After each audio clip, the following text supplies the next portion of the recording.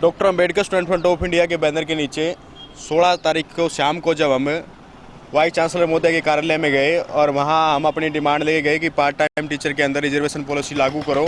दूसरा, डॉक्टर अंबेडकर की statue university में स्थापित करो। जो पूर्व वाइस चांसलर के द्वारा इसी के एजेंडे के अंदर पास किया हुआ है कि डॉक्टर अंबेडकर की प्रतिमा यूनिवर्सिटी में लगेगी, उस पर भी कोई ध्यान नहीं दिया गया। जब हम अपनी मांगे लेके गए वाइस चांसलर के पास में तो उन्होंने धक्के मार के हमें ऑफिस से बाहर निकलवा दिया गया सिक्योरिटी गार्डों से।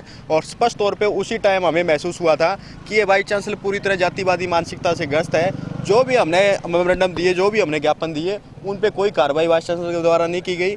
एक छोटी सी कार्रवाई जो की गई है वो SC/ST सेल के तहत हमने जो ट्रैक सूट की मांग की थी गरीब बच्चों के लिए, उस पर थोड़ा ध्यान वाइस चांसलर ने किया है। उसमें कमेटी वगैरह बना के वो परचेज कमेटी पे अभी पेंडिंग है मामला।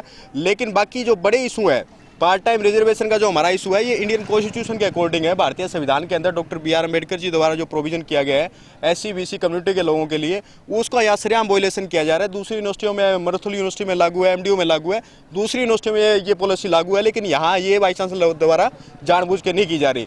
जिसके विरोध में जब 18 तारीख को यहाँ कार्यक्रम होना था तब भी हम कैंपस में गए थे, लेकिन वहाँ हमें पुलिस से पिटवाया जाता है, धक्के मार के बाहर निकलाया जाता है। शर्म की बात है कि इसी कैंपस के हम बच्चे हैं, सारे गरीब घरों के बच्चे हैं, लेकिन वाइस चांसलर जानबूझ के हमसे मिलना नहीं चाह रहा।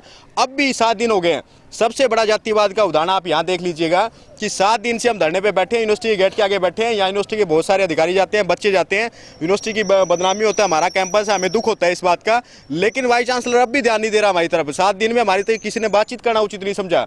और हमारी गुजारिश है प्रदेश के मुख्यमंत्री जी से और डिप्टी CM साहब से कि वाइस चांसलर को समझाइए आप, ये सभी पॉलिटिकल पार्टियों के स्टूडेंट यहाँ पढ़ने के लिए आते हैं। एक JJP या BJP के स्टूडेंट के लिए ये कैंपस मत बना के रखिए आप।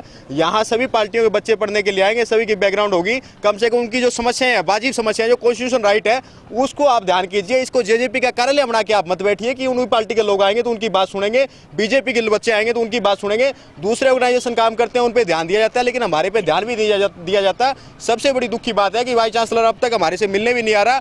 आगे हमारा एजेंडा ये रहेगा कि अगर वाइस चांसलर आज शाम तक हमसे बात नहीं करता तो कल शाम को हम मीटिंग करके डे नाइट का धरना कंटिन्यू करेंगे और यहाँ से धरना पोस्टपोन करके VC कार्यालय के आगे या VC की कोठी के बाहर ये धरना लगाने का काम करेंगे। डे नाइट वहाँ बैठने का काम करेंगे। सुबह शाम वहाँ उनको रियलाइज कराएंगे कि डॉक्टर अंबेडकर के बच्चे पीछे हटने वाले नहीं है। अपनी आखिरी सांस तक हम लड़ाई लड़ने के लिए तैयार रहेंगे।